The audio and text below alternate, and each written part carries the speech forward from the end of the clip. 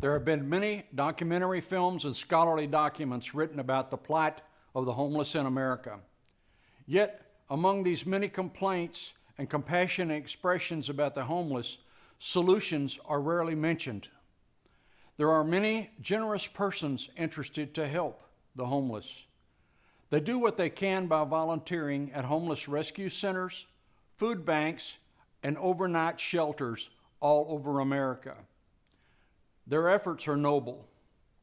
The homeless situation in America continues, and thousands of Americans volunteer to do their best to feed a fish to the homeless and needy people every day by feeding them. We have all heard the proverb, "Give a man a fish and feed him today. Teach him to fish and he can feed himself every day." This simple proverb is not ignored, but the homeless problem in America is far more complex than teaching someone to fish. There are solutions that have been tried, and in some communities there have been positive results to help homeless people to get off the streets. This is good news and indicates that homeless does not mean hopeless. According to U.S. Conference of Mayors in 2008, the principal causes of homelessness was lack of affordable housing, poverty, and unemployment. Their top ideas to prevent homelessness were: 1, more housing for persons with disabilities, which included the mentally ill, substance abusers, and other disabling conditions; employment opportunities, and more mainstream assisted housing. Yes, these are solutions, but they only treat the symptoms, not the problem. Psychological and environmental issues, mental illness, physical disabilities, and substance abuse are among the root problems for homelessness. The human condition, in other words. Most of us would agree when people are unemployed for long periods of time or cannot hold a job, those persons will eventually become homeless. That is, without a supportive family or friends to take them in. There are many reasons why people are unemployed.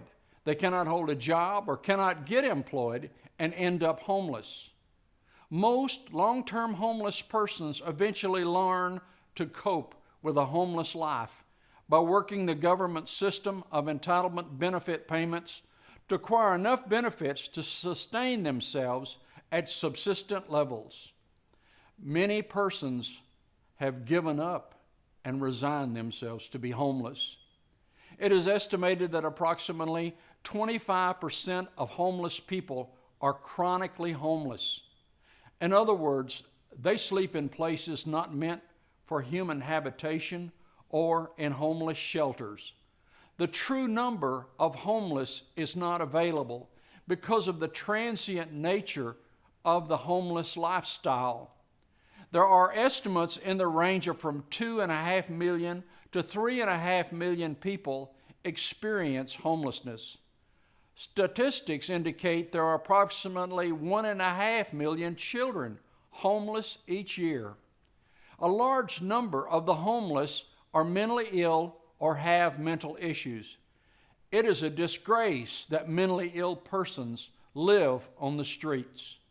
Mentally ill persons are barely competent to deal with their basic survival, much less working within the constraints of modern society and all its complications.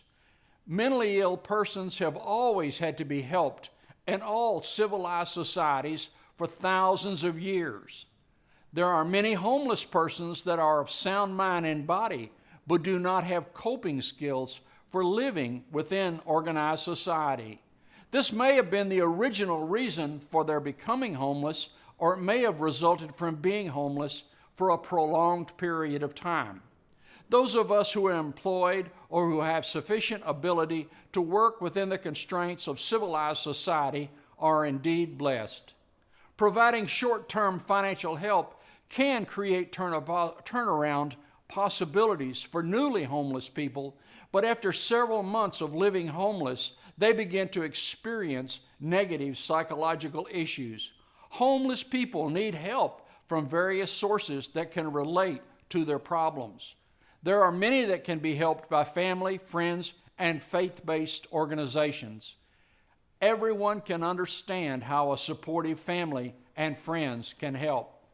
I mention faith-based because the people in faith-based organizations volunteer to help homeless persons at the expense of their time and personal resources and receive no payment for services they provide. Faith-based organizations sincerely want to help. These organizations have action plans and other support services. They have good successes also with those homeless persons who have potential to be helped.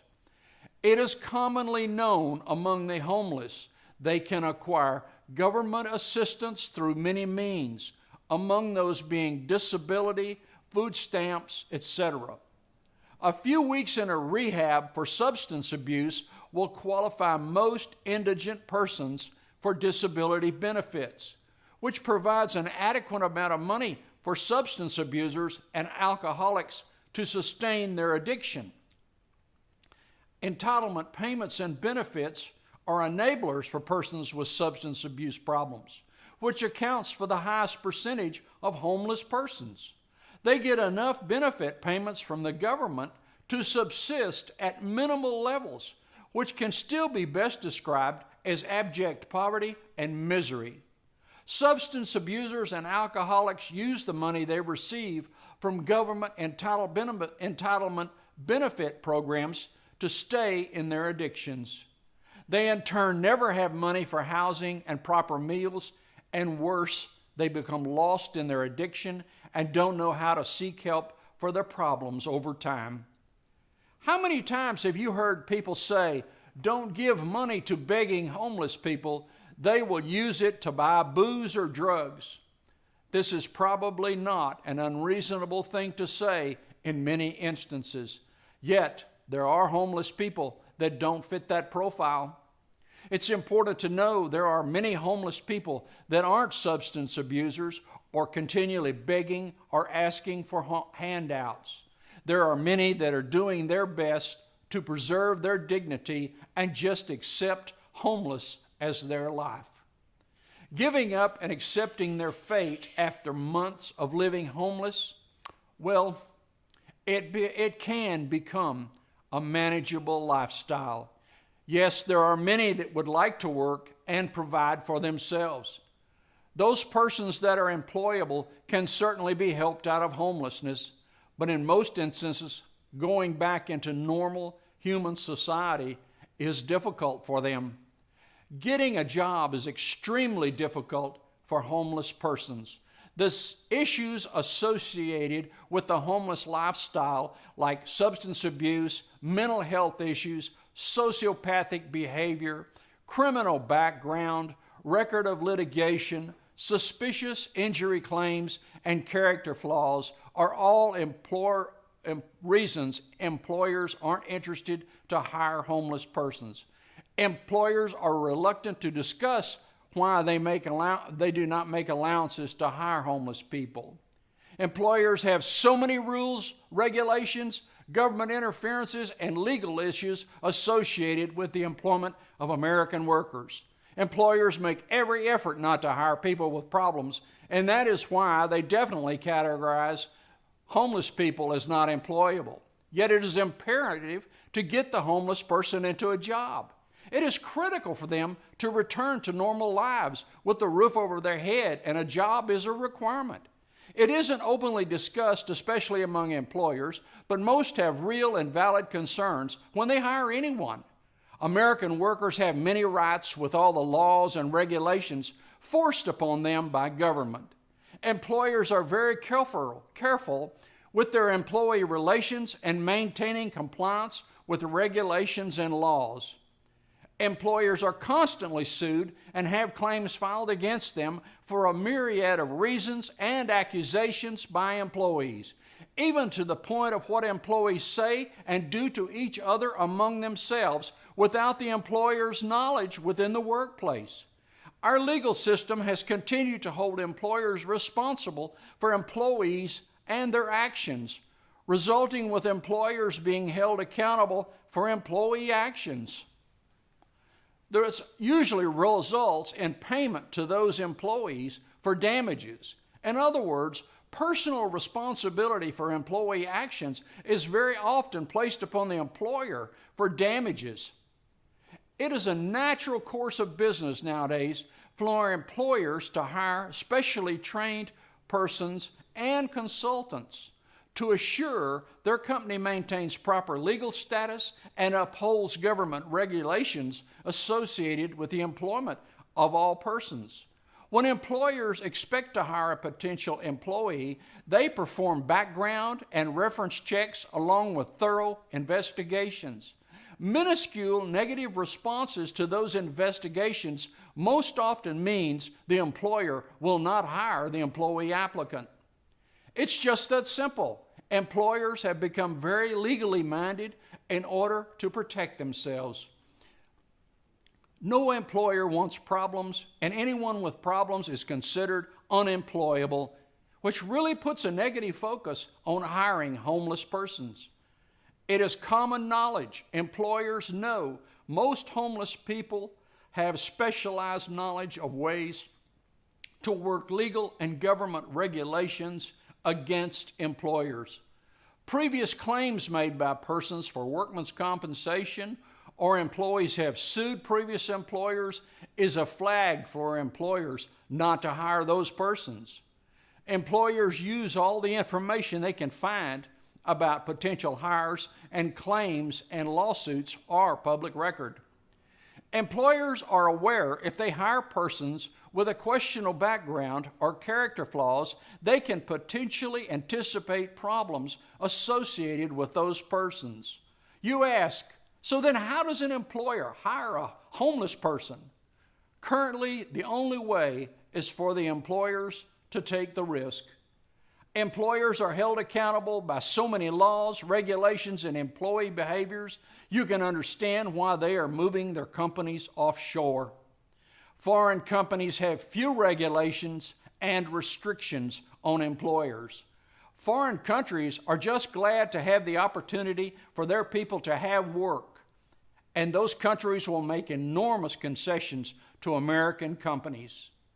You ask, then what chance or what would it take for Americans homeless to get work and become productive citizens? First, the government has got to quit giving out money. Money is not the solution. There are ways to do things that could help homeless people to be employed or possibly rehabilitated and become productive citizens. One way to get the homeless employed would be to initiate a type of insurance program geared to employers for hiring the homeless.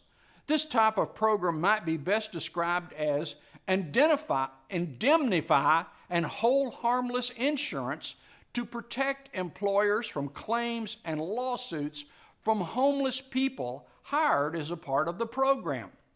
A second part of the program could include subsidies paid to the employer for hiring homeless persons. A third part could be more favorable tax treatment for employers for hiring the homeless. In other words, the hiring of homeless people must be incentivized.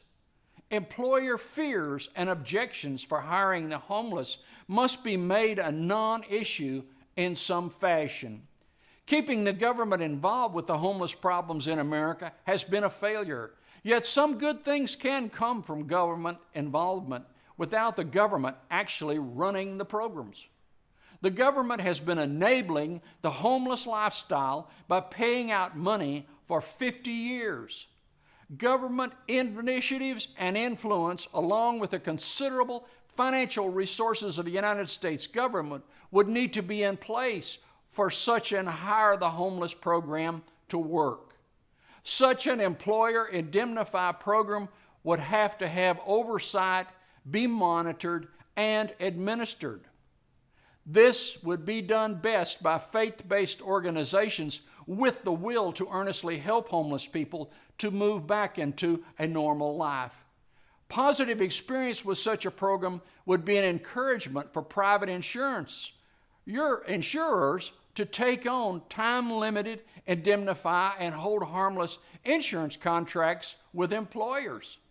This could be a very doable arrangement if some type of government reinsurance program similar to FHA could lower the risk for insurers to participate in such an insurance program.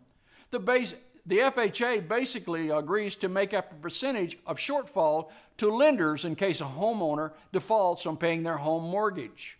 Many employers would be willing to participate in such a program to help people get off the street and into a meaningful job, at minimal risk to the employer, of course. As it is, employers cannot afford to make mistakes with people when they aren't reasonably assured the homeless employee is not just looking for a job to find a way to sue or file claims against the employer to get money. How do you get the homeless people off the streets if they are mentally ill or substance abusers? Those persons should go to hospitals or other facilities with trained professionals that can help with their illness or disease. Mentally ill persons should be institutionalized for their condition until such time as rehabilitation helps them to be able to support themselves and manage their affairs reasonably well.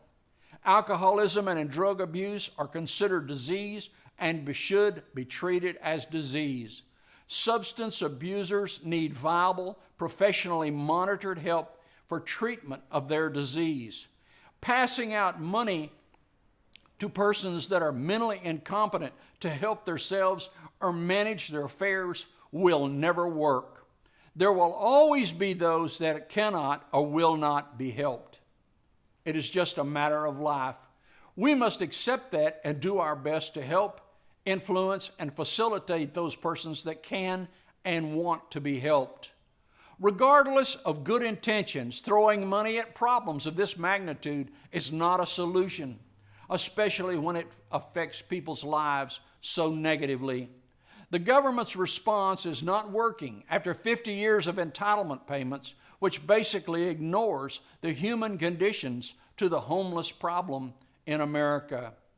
This is a people problem, and it needs to be dealt with in caring human ways. Helping the homeless is not about providing a fix, but facilitating and helping people to help themselves.